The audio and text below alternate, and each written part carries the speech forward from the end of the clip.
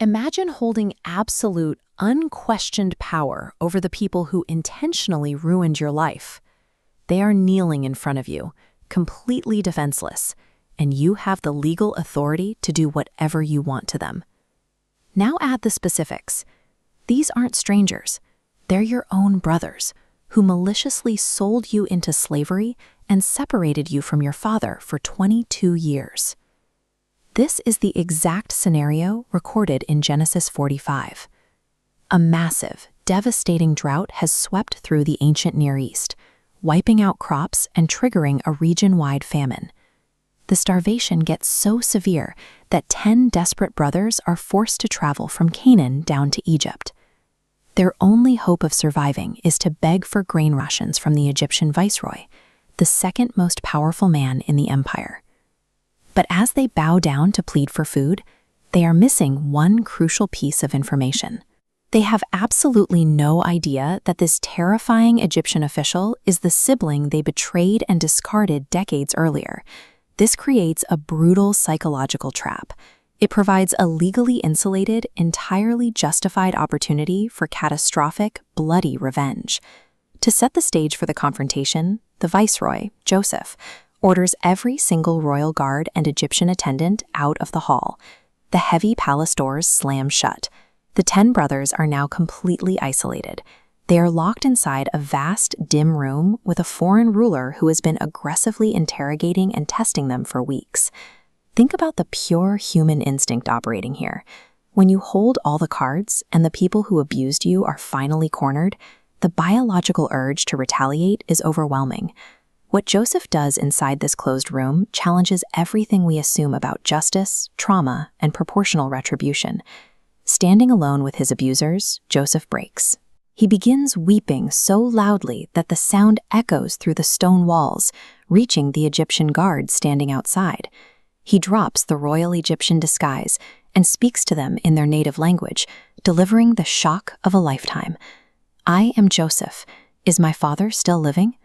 The brothers are physically and psychologically paralyzed. The ancient text notes they couldn't even answer him. They are struck dumb by a cocktail of sheer amazement and absolute dread. In the ancient world, treason against family carried the ultimate penalty. They know exactly what they did to him. They know they are guilty, and they are expecting an immediate execution. The power dynamic has entirely inverted.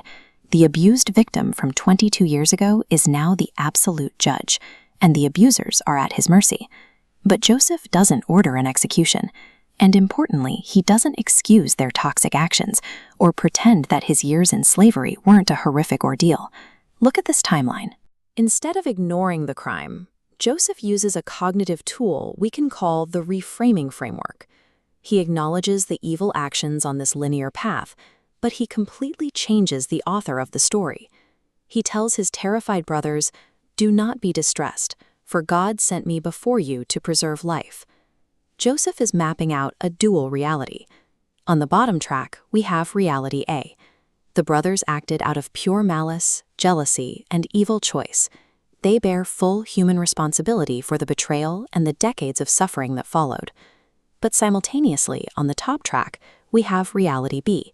God used that exact sequence of terrible events to position Joseph in the Egyptian court, allowing him to save the entire region from starvation. Because Joseph views his life through this dual lens, his need for vengeance evaporates. He actually comforts his abusers, sends them home with supplies, and even warns them not to quarrel on the journey home. By seeing a sovereign design overlaying their human malice, Joseph does the unthinkable. He frees his abusers from their own paralyzing guilt, reconciling a family that had been fractured for over 20 years. The logic Joseph uses here serves as the theological blueprint for the entire biblical narrative of redemption. It establishes a core doctrine: divine sovereignty and human responsibility are not enemies. God can work through the darkest human wickedness to execute a rescue mission. Joseph summarizes this paradox perfectly a few chapters later in Genesis 50:20. He looks at his brothers and says, "You meant evil against me, but God meant it for good." When we face personal hardships, our standard reaction is to get stuck in reality A. We focus exclusively on the malice of the abuser, the unfairness of the situation, and the pain of the wound. The modern secular urge is to cancel, cut off, or seek endless proportional revenge against those who hurt us. But true reconciliation asks for something much harder.